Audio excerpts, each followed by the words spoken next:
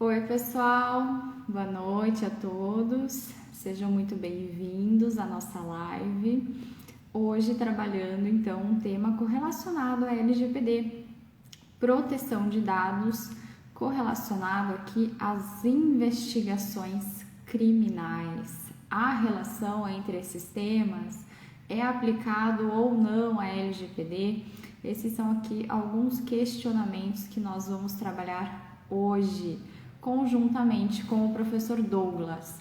Vou chamar ele aqui para dividir esse espaço comigo. Esse assunto, o pessoal estava aguardando, estavam já pedindo há algum tempo que a gente trabalhasse proteção de dados e direito penal. Oi, professor, tudo bem? Oi, Bianca, tudo bom? Boa noite.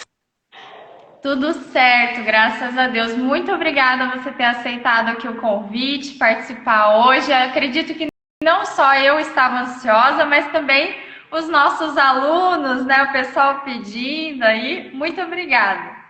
Imagina, eu que agradeço o teu convite pela oportunidade, né, de poder dividir um pouco do nosso conhecimento pequeno, mas um pouquinho que a gente tem com todo mundo que está aí apreciando a nossa live hoje. Sim, com certeza, né? Porque a gente está sempre aprendendo alguma coisa nova, a lei também está sempre sendo ali modificada, alterada, então a gente também está sempre nessa busca contínua do conhecimento, né? E vamos bater um papo aqui sobre um tema que gera muita polêmica, por quê? Porque é um tema ainda que não tem muita coisa a respeito, né? Quando veio agora a LGPD, ela foi um pouquinho vaga, mas antes, prof, eu sei que não estão aqui só os nossos alunos. E como vai ficar disponibilizado o nosso vídeo para o público em geral, só queria que você se apresentasse, falasse um pouquinho da parte acadêmica, da tua carreira hoje. Bom, Bianca, eu sou advogado criminal, né? Já faz algum tempo. Sou mestre em direito, atuo na área do direito penal, do processo penal especificamente. A minha área de pesquisa, né, seja na especialização, mas principalmente no mestrado, acabou focando bastante em temas da investigação criminal. Eu atuo na pesquisa principalmente das chamadas investigações corporativas e o aproveitamento dessas investigações como prova no processo penal. Inclusive, em breve, né, tá para lançar um livro sobre esse tema também, já estou fazendo marketing, aproveitar o embalo aqui para trazer a propaganda. E atuo basicamente com a parte da advocacia criminal, hoje mais vinculado à parte dos crimes financeiros, dos crimes econômicos, mas ainda tendo uma forte atuação nos crimes em geral, e principalmente com essa parte aí cada vez mais tensa de aproveitamento da prova, que envolve extração de dados e outros elementos aí que ainda precisam de alguns debates e algumas explicações. E nosso professor da Faculdade da Indústria. Exatamente, também colega da Bianca, né? Colega de bastante, já faz aí um ano e meio que a gente já está junto, embora mais remoto do que presencial, mas É verdade. bastante tempo já, bastante, a gente teve a oportunidade de dividir ali algumas horas na sala dos professores, poder trocar umas Verdade. ideias. E evidentemente, claro, é sempre um prazer poder reencontrar, ainda que não presencialmente, mas poder reencontrá-lo aqui online já deixa a gente bastante feliz. Com certeza, professora. A gente vai adaptando, né? Não tem muita escolha do que a gente fazer. A gente vai então para o sistema remoto, não tem problema. Vamos lá. Professor, então, a respeito desse tema tão polêmico, né? Queria que você comentasse esse primeiro questionamento. Vamos começar bem lá do início mesmo. E aí, com relação a investigações criminais, LGPD se aplica ou não? Pois então, Bianca, hoje a gente tem uma lacuna bastante grande na nossa legislação penal, porque a Lei Geral de Proteção de Dados, ela exclui expressamente do âmbito de regulação da lei tanto os órgãos de segurança pública quanto os órgãos que são hoje encarregados da persecução penal e da investigação criminal. O que acaba gerando um amplo debate sobre o que essas autoridades que estão excluídas da LGPD elas têm que observar no momento de tratar dados pessoais, porque embora não pareçam à primeira vista, mas as autoridades públicas, especialmente as encarregadas da investigação, elas recebem constantemente dados pessoais, inclusive dados sensíveis, e hoje não existe uma regulação expressa de como elas devem tratar esse material que elas recebem. Então você tem hoje cada vez mais com maior intensidade, uma busca e apreensão de telefones celulares, busca e apreensão de computadores, e tudo isso acaba ficando um pouco é ausente de regulamentação, porque nós temos apenas, né, a lei de interceptações telefônicas, que não trata desse tipo de prova, o Código de Processo Penal, que parou no tempo, lá em 1940, e nunca alterou nenhum regulamento acerca da prova de extração de dados, especialmente.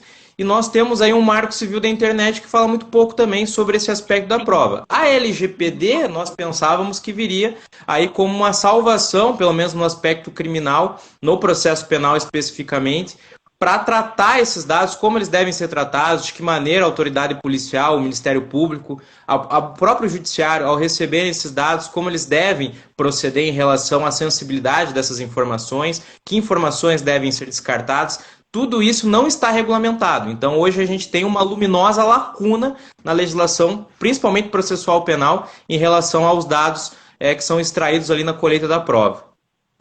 Sim, porque foi algo muito vago, né? Até estou aqui com a Lei 13.709 aberta e, pessoal, olha só, o artigo 4º, ele simplesmente diz assim: esta lei não se aplica ao tratamento de dados pessoais, inciso 3º, realizado para fins exclusivos de segurança pública, defesa nacional, segurança do Estado ou atividades de investigação e repressão de infrações penais. Então é isso que o professor comentou. Simplesmente a LGPD colocou isso, olha, não se aplica, mas tá bom. E os dados pessoais que passam por essas entidades, como que vai ficar em relação ao tratamento desses dados pessoais? Porque tratamento de dado pessoal é tudo aquilo que tem relação com o dado. Desde o momento da coleta, compartilhamento, transferência, armazenamento, eliminação desse dado. Então, realmente, tem uma lacuna muito grande. Aqui é necessário, né, que alguém se manifeste a respeito disso. Espera-se, pelo menos, que a ANPD, né, a Autoridade Nacional de Proteção de Dados Pessoais, ela venha a emitir algum guia de orientação a respeito disso, enquanto nós não temos algo propriamente como lei, porque a gente sabe que o processo legislativo ele é devagar.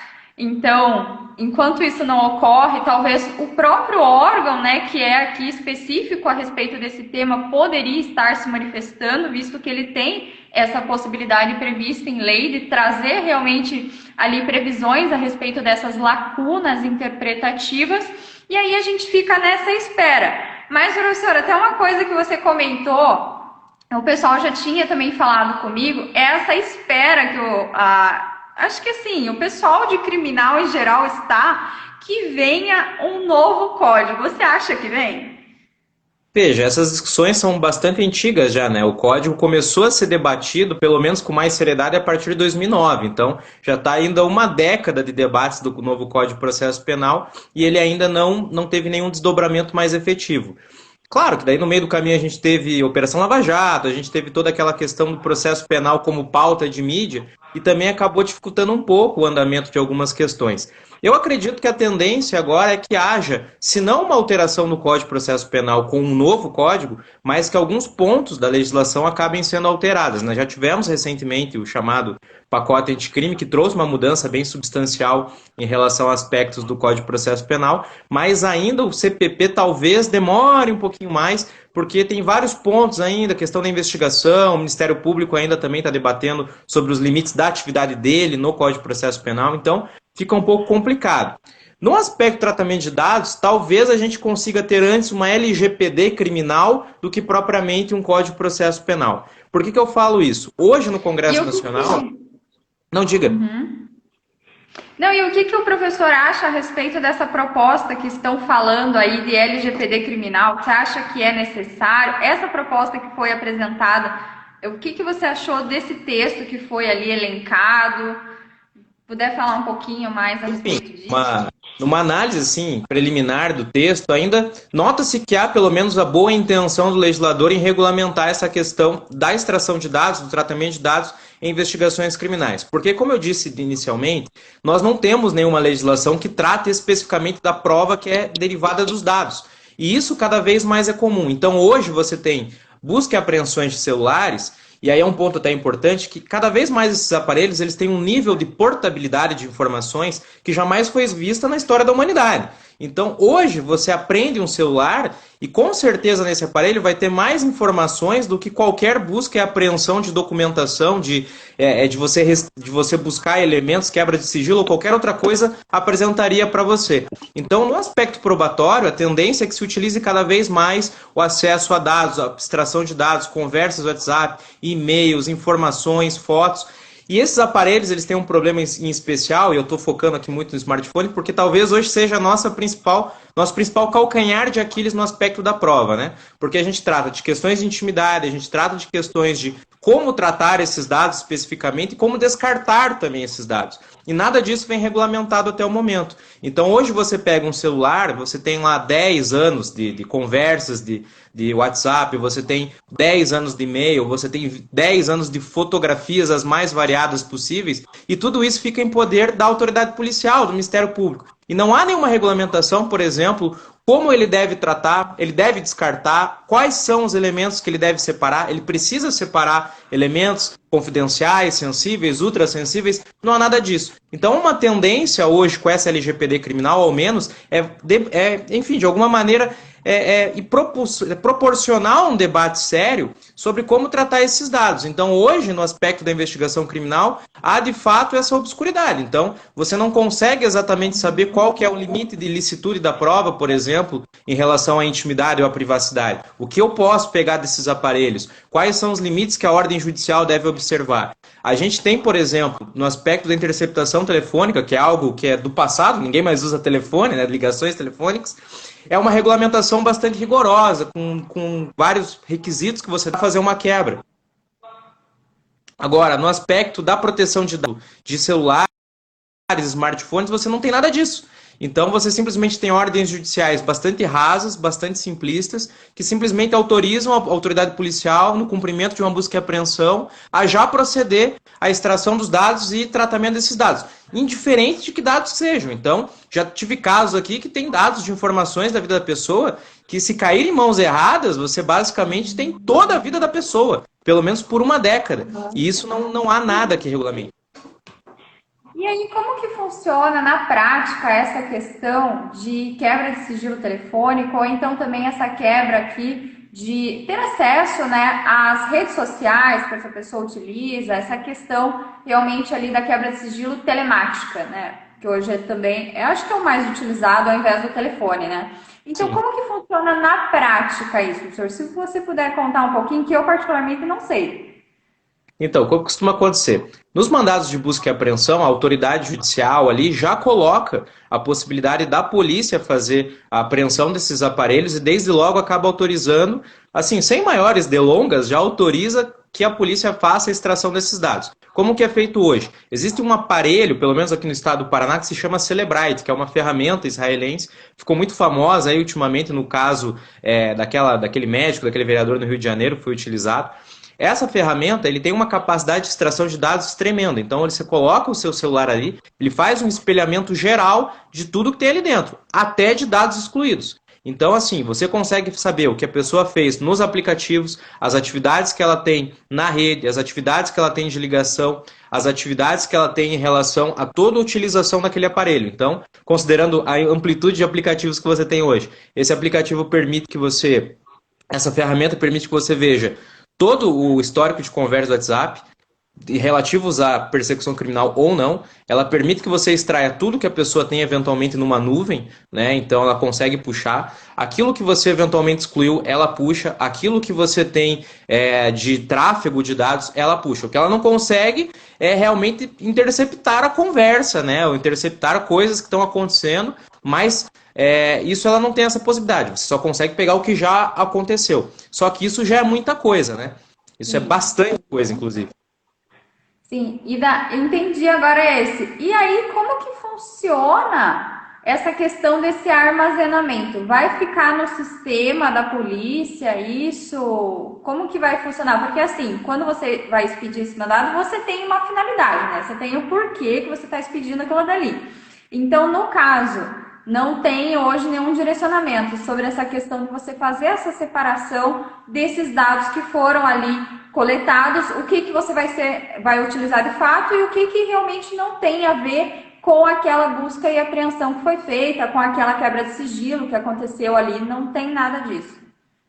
O que acaba acontecendo na prática. A polícia faz a extração de todos os dados que tem ali, feito pela polícia científica, ela faz um laudo com todas as questões relativas à cadeia de custódia, enfim, de autenticidade, né? São os códigos hash para fazer ali todo o cálculo para mostrar que de fato a informação espelhada corresponde àquela que está no aparelho físico, mas depois que ela faz isso, é encaminhado para a polícia, para a autoridade responsável pela investigação, que vai fazer um relatório daquilo que interessa para a persecução. Então, geralmente, ele puxa elementos de prova que podem corroborar ali aquela hipótese investigativa, só que o restante é armazenado geralmente numa mídia que vai acompanhando aquele inquérito e permanece no processo por tempo indeterminado, até pelo menos o fim daquele processo. E aquilo permanece acessível, muitas vezes, a todo mundo que está ou inserido no processo de alguma forma, ou que consiga acessar esse processo mesmo não sendo parte. Então você tem elementos de mídia ali que ficam armazenados em HDs externos, ou às vezes até em nuvens que acabam autorizando você a extrair alguns arquivos, e isso fica livre acesso a todos que conseguem ver o processo. Então você não tem necessariamente uma separação de elementos da investigação, dados para a investigação, dados pessoais e dados pessoais ultrassensíveis e nem nenhuma política de descarte desses dados. Então, eles permanecem, até porque, né, você precisa ter ali uma possibilidade de confrontar, né, para ver se de fato aquilo que foi retirado do aparelho, ele corresponde àquilo que está extraído ali naquele arquivo que a polícia te disponibiliza. Só que isso ainda, como eu falei, é muito obscuro, porque quanto tempo você vai ficar? Quem pode ter acesso? De que forma eu devo separar? É o caso de criar senhas para algumas coisas? A polícia precisa fazer um tratamento mais sério? Tudo isso acaba ficando ainda muito lacunoso na prática. Não, é algo muito sério, né? Nessa parte do processo, eu acredito que talvez esta movimentação específica deveria ter ali essa questão de que apenas os procuradores e a parte têm acesso a essas informações através de uma senha, algo desse tipo. Eu não sei se teria essa possibilidade, né, dentro do programa do Projude, mas hoje em dia, como já tem sido feito aí algumas melhoras, poderia se pensar em algo desse tipo, acredito eu.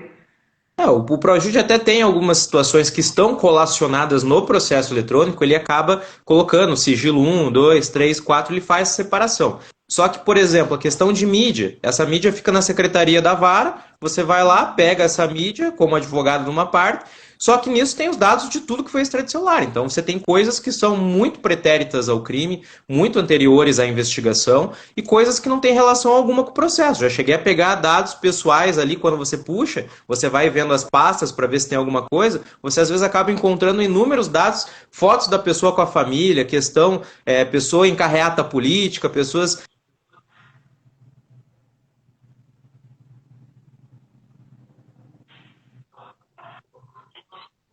ou o processo ficam disponíveis nessa mídia. Mesmo as partes, já seria algo um pouco delicado você permitir que isso fosse acessível. O certo seria, no mínimo, né, que a polícia fizesse essa separação desde logo e já tivesse um procedimento de descarte. Porque aí, Bianca, tem um ponto interessante. Veja só, na lei de interceptação telefônica, existe uma passagem específica que prevê o descarte das conversas que não tenham nada a ver com o processo. Então, a polícia faz a escuta, retira todas aquelas conversas que interessam ao processo e, ao final, após o relatório, ela faz um pedido para o juiz para descartar. Existe essa previsão. Então, há uma ordem judicial de descarte. Agora, em dados pessoais, isso não existe. Você não tem nenhuma previsão acerca de quanto tempo você pode ficar com isso, o que você deve fazer, pode descartar, é o caso de descartar, não há nada disso. Talvez essa LGPD criminal, talvez fosse o primeiro caminho, de fato, para a gente começar a pensar nessas coisas que no âmbito criminal a gente ainda não pensou. A gente está um pouco atrasado em relação a todas as esferas do direito. Hoje você impõe a empresas que tenham tratamentos de dados extremamente regulamentados e ao Estado, enquanto agente persecutor, né, ele não tem nenhuma responsabilidade. Então ele está impondo às pessoas privadas, as pessoas particulares que tenham essa postura de regulamentação de dados mais rigorosa e ele mesmo não tem sofrido hoje nenhum rigor nessa regulamentação. Sim, é algo muito sério. E com relação a isso, né, teria que ter ali realmente esse parâmetro com o que já existe em outra lei, porque é algo próximo, né? Não é uma interceptação telefônica, mas é algo próximo. Essa questão de uma interceptação telemática. E com relação a isso, eu tenho visto também que vários doutrinadores, vários especialistas da área de proteção de dados pessoais, eles já têm se manifestado no seguinte sentido, né? Que o artigo 4º, ele trouxe essas exceções, no entanto, isso não retira dessas exceções de tratamento de dados pessoais, aonde não será aplicado a LGPD, que observem os princípios, porque os princípios são norte para todos. Então, aqui, sobre isso que a gente estava falando, já entraria a aplicação do princípio da finalidade.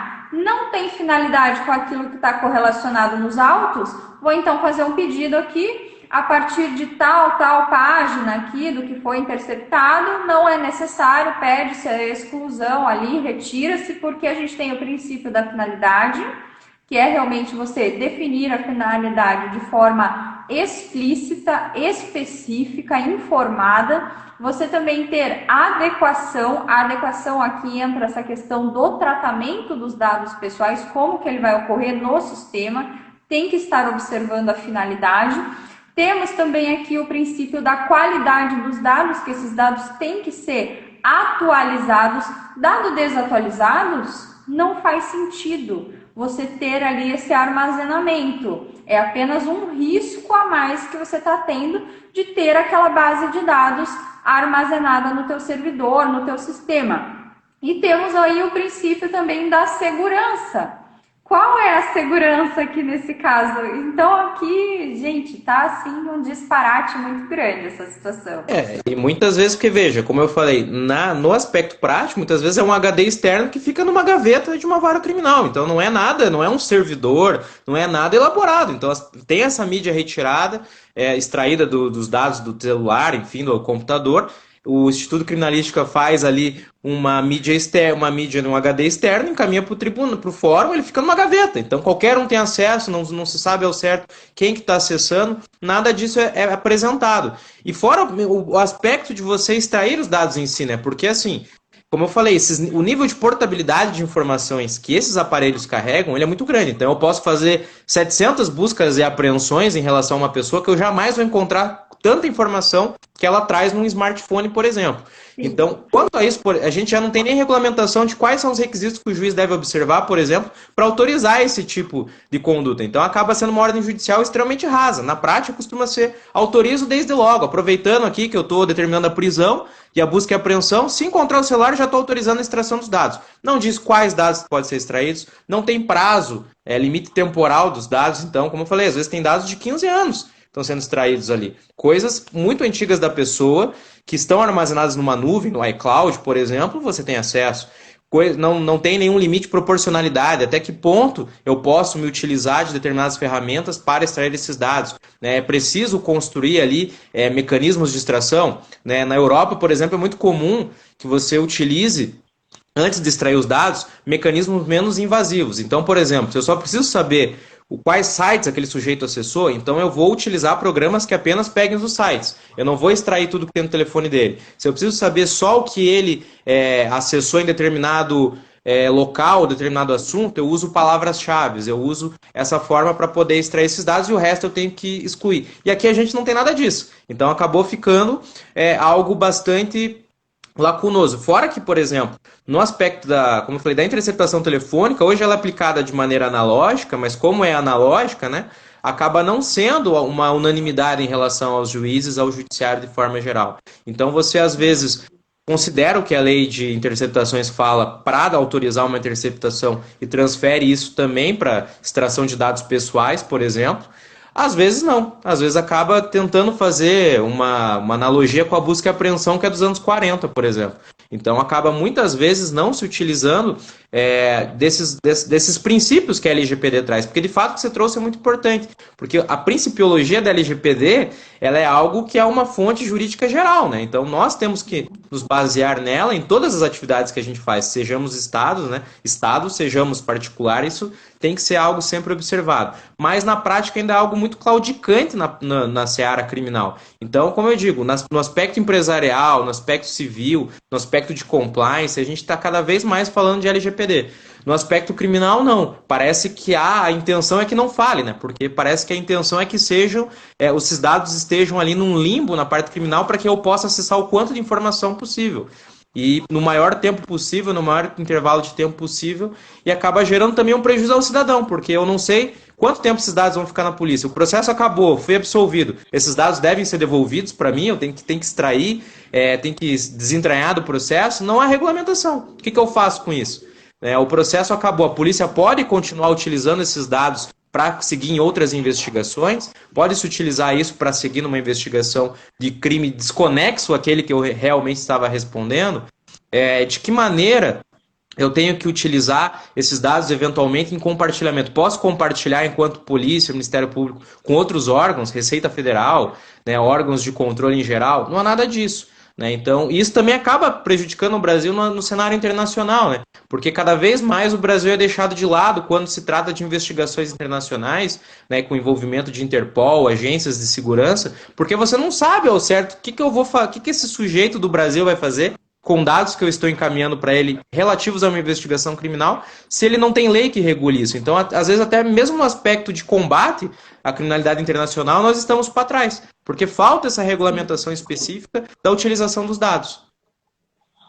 Sim, e até nesse tocante que você falou da cooperação internacional, fora a nossa legislação, né, a LGPD, ela não ter ali se manifestado a respeito disso, né, ter se mantido inerte sobre esse tema, o que já traz insegurança jurídica, tem uma outra coisa que pesa ao nosso desfavor nesse âmbito internacional, que é o fato de que nós temos LGPD, mas não trouxe aqui abarcado esse fato, e a ANPD, Autoridade Nacional de Proteção de Dados Pessoais, hoje está vinculada à presidência.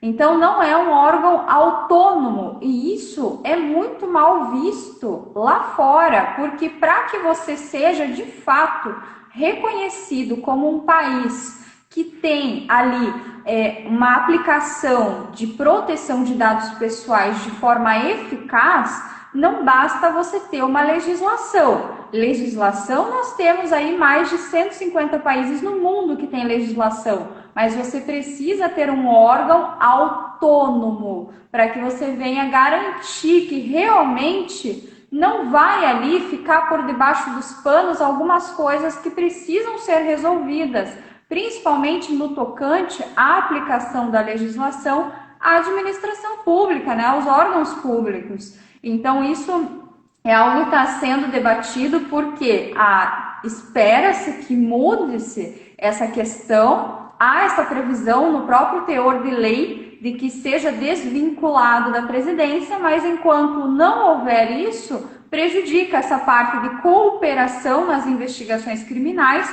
e também prejudica em outras questões, até mesmo o fato que o Brasil pretende entrar na OCDE e não vai poder enquanto não houver isso, porque é um dos requisitos ali solicitados. E no aspecto criminal, isso exatamente, o problema ainda segue exatamente igual. Então, nós temos uma criminalidade internacional crescente. O crime, cada vez mais, ele tem ramificações que ultrapassam fronteiras. E cada vez mais você precisa de cooperação de agências internacionais. Então, como você vai, por exemplo, na persecução de um crime de algum brasileiro que tenha ramificações internacionais, solicitar um dado por uma autoridade estrangeira se você não dá segurança a ela de que esse dado vai ser tratado da maneira correta, de como ele vai ser tratado? Nada disso é apresentado. O projeto de LGPD criminal que tramita hoje no Congresso, agora já não tenho o número dele aqui, não acabei me perdendo, mas se pesquisar aí vai achar LGPD criminal o projeto. Uma das propostas da LGPD era criar uma autoridade nacional de dados para persecução, só que vinculada ao CNJ, porque no aspecto criminal ainda temos outra questão, né?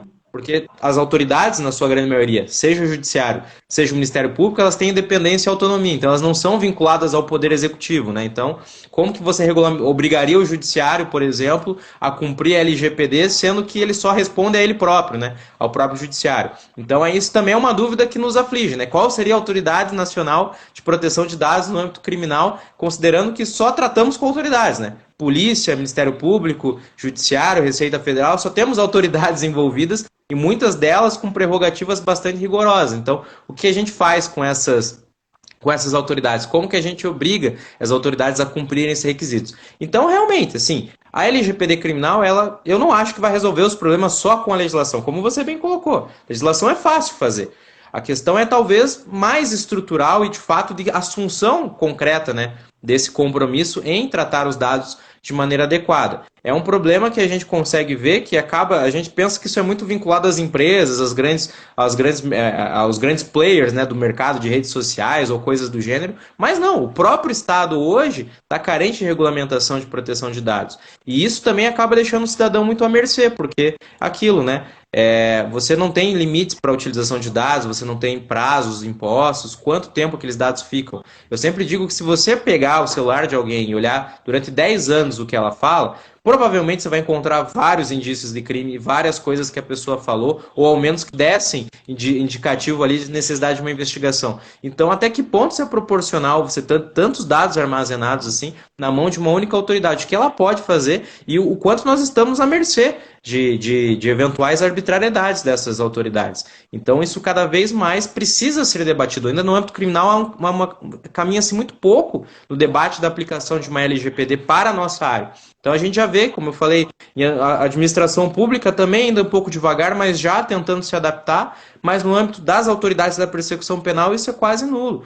Hoje tem um outro ponto, Bianca, também, que em relação à questão do tratamento de dados, é a questão ao reconhecimento também. Então, você tem dados cada vez mais se utilizam provas relativas aí, pelo menos a segurança pública, usam mecanismos de inteligência artificial, de reconhecimento de rosto e tal, com uma quantidade de informações que a gente também não sabe como que vai ser utilizado, de que maneira aquelas informações são tratadas, como aquilo vai ser visto. E cada vez tende a ser também uma expansão desse mecanismo de segurança pública, daí propriamente, nem de investigação, mas de você utilizar essas ferramentas de reconhecimento facial. Isso a gente também não tem nenhum norte de como isso vai se tratar no aspecto criminal, por exemplo.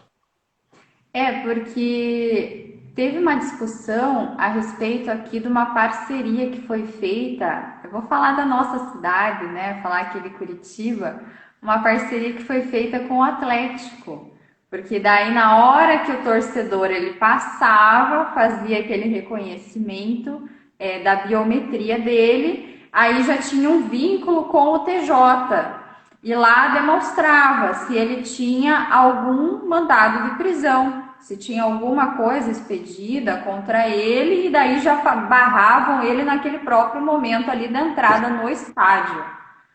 Sim, chegou algum momento, teve um jogo específico, acho que foram presas 7 pessoas, com o mandado de prisão aberto e ainda assistiu o jogo. Então, assim, a gente até brincava que o clube fez mais prisões do que a delegacia de vigilâncias e capturas em um único dia. Porque, realmente, você veja, qual que é o limite disso? Essa prisão é válida? Foi um clube de futebol que recebeu um mandado de prisão e basicamente, foi ele que deu cumprimento ao mandado de prisão. Então, qual que é o limite de compartilhamento desses dados, né?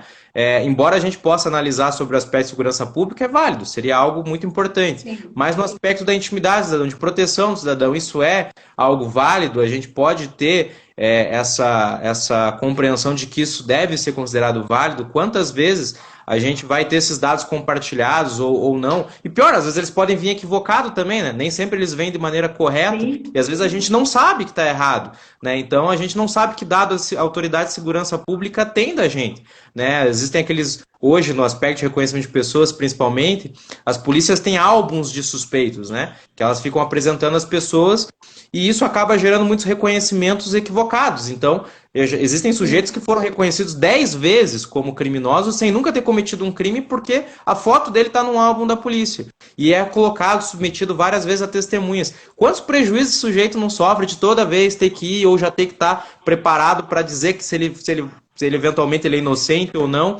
né? Então você não tem nenhum controle sobre como a autoridade policial pode usar isso, como as autoridades de segurança pública se utilizam desses dados. E você não tem mecanismos, né? Hoje você teria talvez o habeas data para perguntar que dados, para você conseguir saber os teus dados, mas especificamente você impelir a autoridade a mostrar os seus dados, o que ela tem, quais são as quantidades de informações que ela carrega sobre você, hoje você também não tem. Você não tem nenhum instrumento jurídico para isso. Então acaba também gerando essas dificuldades no aspecto da segurança pública e da investigação criminal. Então hoje você está mais sujeito a ser reconhecido como um criminoso em razão dessas informações que são armazenadas ali e ficam por tempo indeterminado do que era antes. Então isso não é absolutamente nada regulamentado. Então olha o tamanho do problema que a gente está se metendo nos últimos tempos aí, cada vez mais a partir dessa extração excessiva de dados.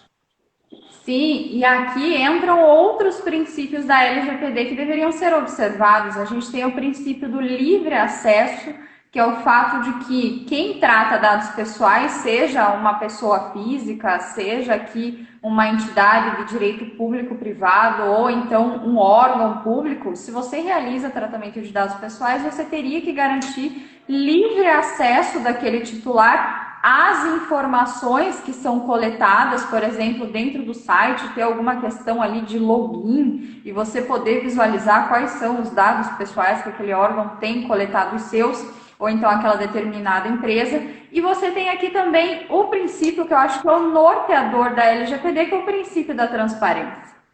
Então, aqui você teria que ter realmente essa adaptação, trazendo para a questão de segurança nacional, de investigações criminais, independentemente de que se a LGPD não se aplica a eles, mas os princípios aplica, a meu ver, eu compreendo que sim, porque os princípios são norteadores dos dados pessoais. Então, desse tratamento que vai ser realizado dos dados e você simplesmente não dispor de aplicabilidade de nenhum desses princípios, então isso gera aqui uma lacuna muito grande, uma insegurança muito grande e até aqui a questão que a gente está falando tanto sobre essas lacunas que existem no dia a dia, procedimentais. Caiu meu celular. Aqui, ó, peguei. Peguei, gente, sou muito rápida aqui. Peguei. E uma coisa que fica é o seguinte, se esse titular de dados pessoais ele sofrer uma violação a esses dados, se ele sofrer aqui um vazamento dessas informações, quem vai pagar por isso? Não somos nós mesmos? Exatamente. E veja, né, que é dois pesos, duas medidas. O Estado cobra muito isso do particular. Então, ele tem uma preocupação muito grande com as empresas, né? Como que as empresas tratam, mas com ele próprio não há. Então, essa semana agora, no próprio Fantástico, tivemos ali uma reportagem sobre a questão dos tratamentos dos dados pessoais, CPFs vazados. Isso são dados que fazem parte do Estado, né? E o Estado acaba auxiliando, criando falhas de segurança desses dados e entregando isso na mão de pessoas erradas. E a polícia pode fazer isso também, porque, como eu disse, esses dados muitas vezes ficam acessíveis a várias pessoas ali sem maiores cerimônias. Então você tem uma mídia armazenada numa vara criminal que fica ali, acessível ao servidor, a quem passa ali, às vezes pode passar um estagiário, tudo isso não é apresentado, por exemplo, o grau de sensibilidade dessas informações, quem pode acessar. Então cada vez mais você tem uma quantidade muito grande de dados nas mãos das autoridades. Nós temos falhas estruturais muito grandes em relação a essas autoridades, a gente também não pode esquecer, né, que eles têm toda a questão de receber os dados, mas também tem uma estrutura muito limitada, então eles não conseguem, de certa maneira, também criar um ambiente seguro para esses dados, e a gente não tem sequer uma legislação que comece a dar a ideia de que eles precisam fazer isso. Então hoje, realmente, o que você traz dos princípios, a meu ver, também eu concordo. Acho que nós temos, na falta de uma legislação específica, por exemplo, no âmbito criminal, nós temos os princípios da LGPD. O princípio, ele é um otimizador de normas, então ainda que nós não tivéssemos uma norma clara dizendo como que se aplica isso no processo penal, é evidente que a gente tem que começar a observar isso. É evidente que nós temos que olhar aqueles princípios, todas aquelas regras de otimização das normas de tratamento de dados pessoais, isso precisa ser trazido para o processo penal. E ainda não é. Os juízes ainda não entenderam qual que é a importância disso. Nota-se uma falta de atualização das autoridades em geral em relação a esses mecanismos de tratamento de dados, da necessidade de proteção, Porque no final das contas a gente precisa entender, né? Se trata de intimidade, se trata de privacidade. Então o prejuízo que você pode ter para a sociedade em geral a partir da divulgação e do acesso irrestrito e indiscriminado dessas informações, ele é muito grande. E o que eu digo é algo muito...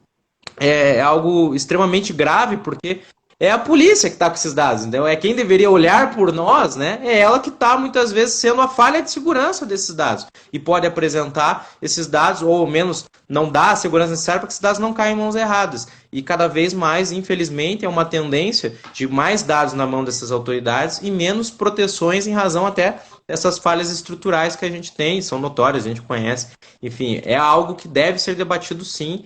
A gente precisa muito de uma doutrina de LGPD voltada para o direito penal e processo penal. A gente não tem. Né? A gente não tem uma pesquisa, a gente não tem uma jurisprudência, a gente não tem nada. A gente tem a prática forense, que aos trancos e barrancos acaba nos chamando a atenção para esses problemas. Um projeto de LGPD criminal que sabe Deus quando vai ser aprovado, se será aprovado. E, fora isso, nós ainda temos esse grande limbo aí que nós precisamos enfrentar diariamente. Algo extremamente perigoso. E uma grande questão que fica aqui, Douglas, é que assim, os órgãos em si, os órgãos administrativos, órgãos públicos, eles precisam se adequar à LGPD. Por quê? Porque essa é uma exceção no tocante a investigações criminais. O restante do que é feito naquele órgão precisa estar de acordo com a LGPD, precisa ali observar. E para observar a LGPD, um dos requisitos, algo aqui que vem realmente como obrigatório pela lei, é o treinamento, é a conscientização, é aquele órgão, ele aplicar medidas de segurança técnicas e administrativas no seu dia a dia, na sua atividade. Porque dentro dos órgãos, para aquele órgão funcionar, nós temos diversos procedimentos administrativos que devem ser seguidos. E aqui esse incentivo de cultura mesmo, cultura de proteção de dados pessoais, da gente ter isso para os funcionários públicos, para que isso chegue também à nossa população, né? Porque atualmente o que eu tenho visto é que quem está tendo conhecimento sobre a proteção de dados pessoais são algumas pessoas, mas um número muito reduzido. A grande parte ainda não tomou conhecimento disso. Então, dentro dos próprios órgãos, essa questão do treinamento, eu até fiz um treinamento que foi bem interessante, um curso que foi da Polícia Civil lá de Minas Gerais. Me inscrevi no curso online deles e foi bem legal. Aí o policial entrou em contato comigo, me ligou, que eu me inscrevi no curso e eu não tinha ainda aberto o curso, estava na correria. Ele me ligou e falou, não, olha, aqui a gente realmente incentiva e fazemos essa campanha para que a população em geral tome conhecimento de medidas a fim de evitar acontecimentos envolvendo violação de dados pessoais. E foi bem bacana esse treinamento que eu fiz, mas achei interessante o policial me ligando, Douglas. Não, e veja só, né, que realmente, né, o que acaba sendo... Porque ele tá com... Veja, esse policial, né, ele tá com essa intenção de fazer com que as pessoas saibam, mas também é aquela coisa, né, mas ele também precisa olhar para a instituição dele e olhar que ali também precisa dessa alteração. Não há data officer dentro da polícia, né, não há um data officer dentro do judiciário, e talvez fosse o caso, a gente começar a pensar em setores específicos de proteção de segurança. Né? Nós tivemos ali situações envolvendo recentemente o STJ, que houve um ataque hacker no STJ com várias informações, e de novo, informações sensíveis envolvendo processos criminais, muitas vezes processos relativos a crimes sexuais, por exemplo, pessoas que estavam envolvidas em acusações, vítimas, né? Então tudo isso estava lá dentro daqueles processos do STJ, que eu não cheguei a ver o desfecho, se houve realmente perda de dados ou extração ilegal desses dados, mas foi uma vulnerabilidade do sistema que já deveria chamar a atenção da gente, né? Veja, esses dados colhidos em investigação criminal, armazenados sob a guarda de um órgão jurisdicional, né? Uma corte superior, que foi submetida a uma extração ilegal por um hacker, e que com dados extremamente sensíveis e perigosos. Então a gente fala que que a gente fala de investigação criminal, não é só quebra de sigilo bancário, não é só quebra de sigilo fiscal. Existem outros elementos que são, eu falei, crime sexual envolve muitas vezes fotografias, coisas extremamente íntimas, depoimentos muito sensíveis e que tratam de questões muito pessoais das pessoas, que são informações que as pessoas não têm nenhum interesse que sejam divulgados, e isso não há necessariamente hoje uma proteção de segurança assim, de níveis tão altos, né, em relação a essas informações. Embora elas sejam sigilosas no processo, com acesso restrito, isso não impede, por exemplo, se elas armazenadas num sistema, senão esse sistema não tem um mecanismo de segurança desses dados, que cai em mãos erradas. O STJ foi um grande exemplo do que pode acontecer quando o judiciário fecha os olhos para a proteção de dados, porque ele ainda não entendeu que talvez um dos grandes, né, arrecadadores de dados que nós temos no país é o Poder Judiciário. Quantos dados você não precisa só para entrar com uma ação, né? Quantas informações você não junta num processo? Na investigação criminal, quantas informações delicadas, né, questões de movimentações bancárias, como eu falei, questões envolvendo às vezes crimes sexuais, tudo isso está dentro de um processo. E até então, antigamente, os processos eram físicos, né? Ninguém conseguia pegar o processo sem ter que ir até o fórum. Hoje é eletrônico, é um sistema que está ali e pode ser acessado por qualquer um que tenha uma senha. Então, quais são os graus de acesso? Quais são os níveis de responsabilidade dessas pessoas em relação a essas informações? Nada disso é regulamentado. Sim, e essa questão do vazamento que teve, né, foi muito sério, só que só acelerou os outros vazamentos que já estavam acontecendo de outros órgãos, né, porque teve Detran que sofreu vazamento, a própria OAB não é órgão público, mas sofreu vazamento, teve ali também a Anvisa, sofreu vazamento de informações, e nem todos é por ataque hacker. Porque, por exemplo, a Anvisa, o que foi? A própria Anvisa publicou de forma indevida as informações, porque fez um copia e cola de e-mail e acabou divulgando por e-mail dados pessoais sensíveis das pessoas Então, cadastradas. parece brincadeira, né? Para você ver, parece brincadeira. Se você contar para qualquer país civilizado do mundo que isso aconteceu, o cara fala, não, isso é piada, não é possível que um país não trate os dados pessoais dos seus cidadãos, dados sensíveis, né, que são relativos a diversos órgãos públicos, de maneira séria. E isso a gente ainda não tem, infelizmente, né? Isso ainda é visto como perfumaria por parte das autoridades. E ainda é necessário não só uma mudança legislativa, mas uma mudança cultural a gente precisa ter. A gente ainda não teve essa mudança cultural de entender que esses dados, né, essa burocracia que a gente tem com cada vez mais colocação de dados e diversos dados para você fazer o que for, a gente precisa proteger esses dados. A gente tem um compromisso com o dado que a gente está pegando também. A gente tem que seguir esse compromisso à risca. E isso falta ainda muita mudança cultural por parte de todas as autoridades, né? Eu digo isso da minha parte, na parte policial, no Ministério Público ainda, você vê que tem uma dificuldade em relação a isso. O Judiciário, que deveria ser o maior, né, exemplo de tudo isso, tem inúmeras dificuldades em relação a essa proteção de dados, inúmeras. E acaba deixando muita gente suscetível aí a um vazamento e a sofrer consequências sem nem saber de onde veio, né, esse vazamento de dados. E muitas vezes é o próprio Judiciário que faz. Sim, com certeza. E agora a gente caminhando para o final aqui da nossa live, que a gente fala muito, então já passou quase uma hora já. Mas assim, pessoal, podem mandar as perguntas. Tem uma pergunta aqui que chegou, professor, vou ler para você, tá? Deixa eu pegar aqui desde o início. É do Vitor Esprada. No âmbito de uma persecução penal com multiplicidade de acusados, deve-se dar acesso ao conteúdo dos celulares apreendidos desses co-réus também? Uma boa pergunta, pergunta do meu amigo Vitor, grande advogado criminal, inclusive, também, que está acostumado com essa realidade que eu também expus aqui para você. É o seguinte, em relação a esses acessos, né, de múltiplos co-réus, e a tendência hoje, né, que a gente chama quando cada vez mais uma quantidade de pessoas investigadas muito grande. E nisso acabam surgindo várias operações dentro da mesma operação, né? Deflagrando, pega, busca e apreensão, celular, extração de dados.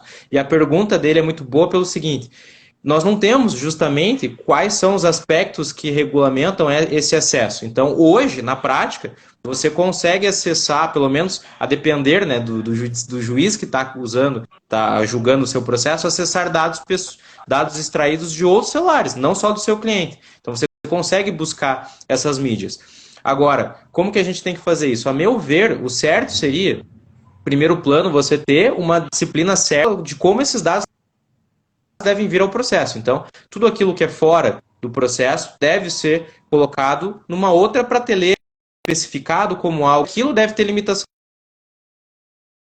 de acesso, né? O acesso deveria ser justificado, por exemplo. Então, para eu poder pedir acesso, eu deveria pedir, solicitar ao juiz, justificando porque eu quero acesso à integralidade e aí justificando porque que eu preciso disso. Agora, em regra, o acesso deveria se limitar só àquilo que tem a ver ao processo penal em si, à acusação em si.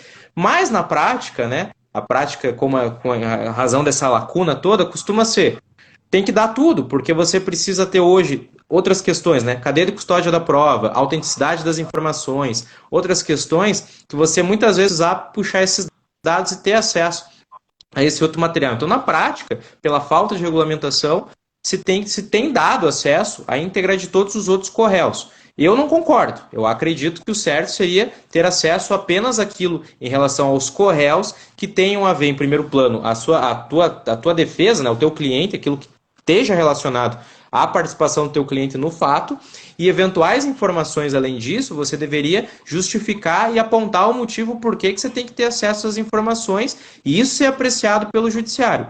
Mas, na falta de regulação, acaba sendo algo um pouco vale tudo, né? Então, você não sabe muito bem ao certo como isso deve proceder. Na falta de lei, hoje, pelo menos nos casos que eu atuei, me entregaram, né, em relação a correios, toda a integralidade do que foi apreendido. Até para que não houvesse nenhuma alegação de cerceamento de defesa ou alguma coisa em relação a algum constrangimento ilegal. Mas eu realmente acho isso muito perigoso, né? Claro que como advogado a gente tem um dever ético, sabendo que está recebendo aquilo, de pegar, ver aquilo que tem a ver com o teu cliente e excluir todo o resto e abrir mão de todos os dados, enfim, fazer o descarte adequado.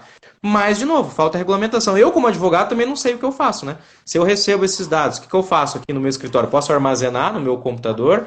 Tenho que jogar fora? O que eu faço? Também falta uma regulamentação específica em relação a isso por parte da própria OAB, inclusive, né? Que não deixa claro como o advogado atua quando tem acesso de dados de terceiros em relação a processo. Então, o que eu faço com as informações? Em regra, eu tenho o dever de sigilo, não posso de nenhuma forma fazer divulgação indevida desses dados, apenas para fins do processo eu posso me utilizar. Mas, quem que no meu escritório pode ter acesso a isso, né? Se outras pessoas podem acessar, pode ficar no meu servidor, eu tenho que jogar fora, nada disso é regulamentado, infelizmente. Sim, é uma situação bem complexa ainda, né? Igual você comentou aqui, falta até mesmo um direcionamento da própria OAB, né? Do órgão que nós temos aqui sobre a nossa classe. Tem mais uma pergunta, que deixa eu ver aqui, do Adele. Como compatibilizar as necessidades de investigação defensiva com proteção de dados? Essa é uma questão muito boa, porque assim, a investigação defensiva é uma investigação que é feita pelas próprias partes. Então não é uma investigação da polícia, mas é uma investigação que você faz para contrapor o poder persecutório do Estado, né? Para contrapor o poder de investigação da polícia. E aí muitas vezes a gente vai ter situações em que os advogados diretamente vão ter que fazer também buscas de dados pessoais, buscas de dados que podem ser considerados sensíveis, e a gente vai ter que tratar isso como forma de fazer a nossa investigação defensiva. Como que a gente vai conseguir fazer isso? Hoje a gente tem até um provimento da ordem que regulamenta as investigações defensivas que é completamente silente em relação a esse ponto. Então a gente vai ter que se pautar pelos princípios da LGPD. Então entender que aquelas informações são pertinentes ao nosso processo, nós temos que armazenar, tratá-las adequadamente. Aquilo que não tem a ver, nós precisamos fazer o necessário descarte, né? E, sobretudo, todas as informações que a gente tiver dúvida se são acessíveis ou não, ou a gente vai ter que se abster, né, de procurar, ou a gente vai ter, de alguma maneira, de se utilizar de pedidos judiciais, né, de acesso a determinadas informações como forma de se resguardar, né, e até para poder aproveitar, porque a investigação defensiva, a finalidade dela é que seja prova, né, que eu utilize como prova no processo. Então, se eu exceder as minhas prerrogativas na investigação defensiva, eu estou ainda sujeito a ilícito da prova, então eu posso perder o meu trabalho. E a investigação defensiva é cara também, né? Então eu preciso tomar bastante cuidado. Hoje, no aspecto da investigação defensiva, eu acredito que o ponto norteador tem que ser os princípios da LGPD, tem que se seguir toda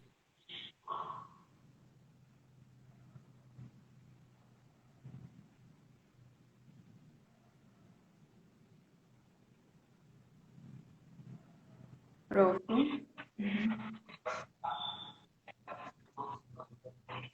a defensiva de eventuais incursões indevidas ou de vazamentos indevidos. Então, nós temos que utilizar aquilo que nos interessa, fazer a preservação necessária e descartar o restante. E mais, né? Depois que encerrou também o trabalho de investigação, aquilo que não for mais ser usado tem que ser descartado imediatamente.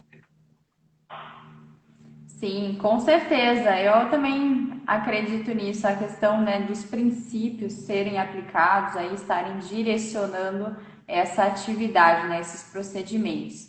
Chegou aqui mais uma pergunta, deixa eu ver de quem que é. É o Petersen. Como gerir o problema da Darknet e a falta de rastro digital que ela propõe aos usuários? É uma boa pergunta também, porque hoje, né, nós temos, né, a Darknet ou Deep Web, enfim, esses outros instrumentos que são utilizados basicamente para prática criminosa, né? Então, em relação a essa situação, na investigação criminal, hoje a gente já tem algumas figuras, né, de infiltração de agentes virtuais nesses ambientes para que ele possa fazer a extração dessas informações.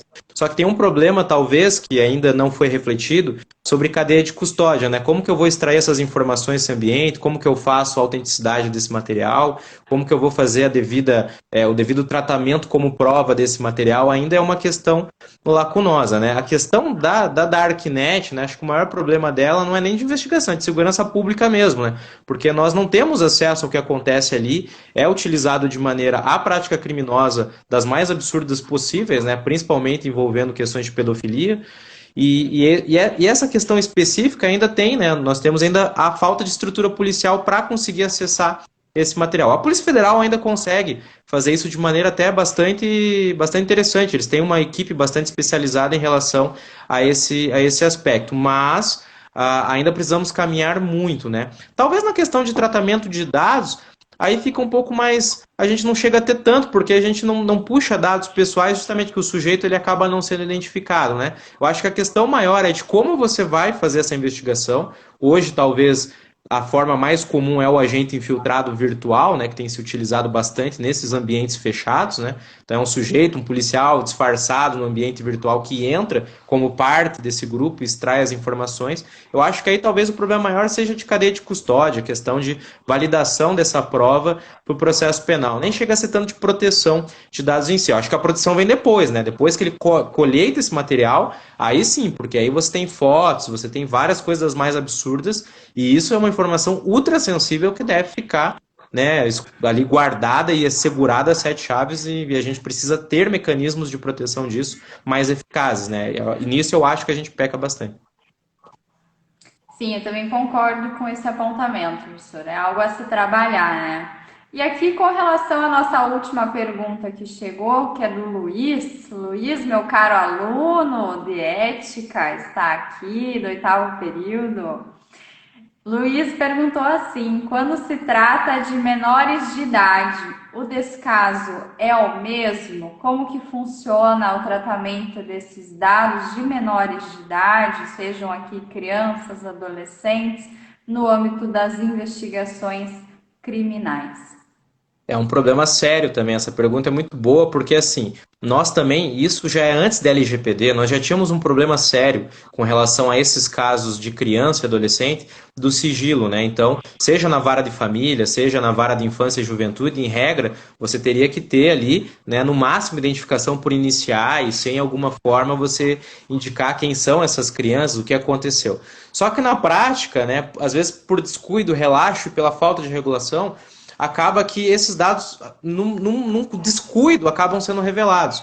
Então, por exemplo, já cheguei a ter casos, veja, no tribunal, que você está ali, quando era presencial ainda, né, quando chegou a ter esse tempo de que algo era presencial, você via sessões de julgamento que muitas vezes os desembargadores esqueciam que o processo estava sujeito a sigilo e falavam o nome da criança, falavam o nome do acusado, falavam o fato, e tudo isso para várias pessoas com informações pessoais, indicando onde a pessoa morava, o que aconteceu, e isso de maneira extremamente descuidada. Então você não tinha, e não tem ainda, esse cuidado mais específico. Com a LGPD talvez a coisa fique um pouco mais, fica um pouco mais, acaba acendendo aquele sinal de alerta ali em relação a esses dados, mas ainda tem muito descuido, né, em relação a dados de criança e adolescente. Processos que deveriam ser sigilosos, né, sistema EPROC, sistema ProJude, às vezes envolve criança e adolescente, você clica, está aberto. Então o servidor da vara esqueceu de colocar o sigilo número 4 lá, acessível só para magistrados, promotores e partes. Esqueceu de indicar que aquele movimento vai ficar oculto para o público externo. E acontece muitas vezes disso acabar sendo aberto ali por descuido, deixar aquele dado sem proteção devida, e aquilo acaba chegando, essa informação, a quem não devia, né? Então, já cheguei a ter casos, por exemplo, que não envolviam menor, mas que era uma testemunha sigilosa, figura da testemunha sigilosa em caso envolvendo organizações criminosas e um homicídio. E aí, no início, dali estavam todos os dados da testemunha, eles estavam, né, todos pretos, né, estavam todos grifados para que você não pudesse ver. Mas no meio do depoimento aparecia a pessoa falando o nome dela e esqueceram de grifar. Então, assim, se alguém quisesse alguma represália em relação a essa testemunha, estavam ali os dados dela. Por falta de observação da polícia quando fez, a testemunha fez, imagine, isso ainda, a gente ainda tem esse mal ainda de ser tudo escrito, né? Então, tomou assentado o depoimento por escrito, era uma testemunha sigilosa, rabiscou todos os elementos, mas no teor da declaração ela dizia o nome, onde morava, com quem namorava, tinha tudo. Então, se a pessoa quisesse acessar aquilo e se utilizar para represália, o réu quisesse usar para matar aquela testemunha, ele tinha todas as informações. Então, assim, a gente tem um descuido muito grande, não só para criança e adolescente, para em geral, mas criança e adolescente, infelizmente, acontece bastante, né? E é algo bem delicado. Sim, nessa circunstância, né, que você comentou desse ocorrido, é importante destacar que a LGPD ela coloca que dado pessoal é aquilo que te identifica de pronto, mas também é aquele dado que pode te tornar identificável. Então, ali, se por acaso eles não tivessem colocado o nome dela exposto, mas tivessem exposto outras informações, como quem é o namorado, onde mora, esse tipo de informação, são dados aí que podem tornar identificável aquele titular, e isso pode ser muito prejudicial, inclusive pode gerar aí um grande risco à vida dessa pessoa, né? Exatamente. E a gente, infelizmente, tem são descuidos, muito pela falta de regulamentação, pela falta de cultura, e é isso, treinamento. Os policiais não são treinados para dentro de uma delegacia entender, essa informação tem que ser cuidada, né? Como que você vai tratar. Isso não existe nada disso, é uma lacuna em relação geral, a lei, cultura, tratamento, treinamento, nada disso hoje é observado por as autoridades. Então, você tem esse risco de, no curso de uma investigação, ter os dados acabarem caindo em mãos erradas. Às vezes você nem é parte do processo, acaba sendo absolvido do processo, mas esses dados ficam. Então, o que vão fazer com isso? Qual que é o destino dessa informação? Às vezes eu nem sei que essa informação ficou lá. Então, como que eu faço para descobrir isso? Não existe nada hoje em relação a isso. Talvez com essa LGPD criminal seja o primeiro passo para que a gente passe a entender a importância do tratamento de dados nas esferas criminais, porque são muito sensíveis. Você está acusando alguém de um crime, envolve fatos muitas vezes sensíveis, e tudo isso precisa ter um tratamento muito mais adequado do que a gente dá hoje, sem dúvida alguma. Não, sim, com certeza. Vamos aguardar que tenha aí um posicionamento, né? Seja através dos órgãos, como no caso da NPD, seja através aqui do Poder Legislativo, né? Tendo propriamente aí uma nova legislação específica sobre esse tema, mas é necessário que tenha alguma medida para trazer o direcionamento, e também o fato aqui de os órgãos começarem a investir mais em essa cultura de proteção de dados pessoais e também no treinamento dos funcionários, né? Algo que a gente tem que incentivar, é necessário, porque a gente sabe também que grande parte dos erros, dos incidentes envolvendo proteção de dados pessoais, eles são ocasionados por erro humano. Então, aqui é de extrema relevância essa questão do treinamento. Professor, eu achei assim de grande valia esse nosso bate-papo aqui. Aprendi várias coisas novas também contigo. Muito obrigada, eu agradeço mesmo de coração por você ter topado estar aqui com a gente, né? 6 horas da tarde, na terça-feira. Eu sei que você está aí na correria, né? Muito trabalho. Mas eu agradeço mesmo, agradeço a presença de todos, porque os nossos alunos entraram aqui, eu estava esperando realmente aí e participaram com a gente. Então vamos ver também para marcar uma próxima. Quem sabe a gente fazer um debate maior, que agora diz que tem uma ferramenta aqui no Instagram que permite até 4 pessoas numa live. Então algo para a gente testar. Ah, sim, é verdade. A gente pode agora ampliar o debate, trazer mais autoridades, né? Embora eu não me considere uma, mas a gente traz autoridade de verdade aqui para a gente poder debater. Mas, Bianca, eu também gostaria muito de agradecer pela oportunidade. Fiquei muito feliz quando você me convidou, né? Não, jamais ia te dizer não, muito pelo contrário, tava. Imagine, na hora que eu recebi o convite, fiquei até sem palavras. Falei, poxa, a professora Bianca me convidando para uma live, me sinto, acho que nem sou merecedor de tanto, né? Mas assim, fiquei muito feliz também com a participação, aprendi muita coisa também com você, né? Com essa questão de LGPD, é um tema muito novo, você ainda está aí cada vez mais esclarecendo para a gente e também fica um elogio, né? Pela forma que você traz esse conteúdo em geral no teu Instagram de maneira clara, tentando conscientizar as pessoas, porque é aquilo, quando a gente fala LGPD parece algo de outro mundo, mas não deveria ser algo que faz parte da nossa rotina e a gente precisa cada vez mais de pessoas que mostrem isso de linguagem simples e acessível e nisso você tem todos os méritos também. Receba o meu elogio porque você merece e teu trabalho tem sido muito legal de acompanhar no Instagram. Ai, obrigada, professor. Obrigada mesmo. Eu acho que esse tipo de reconhecimento aqui, só essa questão realmente de informações, quando a gente consegue trazer um conteúdo claro, que não é só para a gente aqui do pessoal do setor jurídico, da nossa classe jurídica, mas também para a população em geral, isso por si só já é aí algo muito bom para a gente comemorar. Obrigada e fica o meu convite para uma próxima. Vou pedir para o pessoal mandar lá as opiniões sobre os próximos temas lá dentro do Instagram. Obrigada, professor. Ótima semana.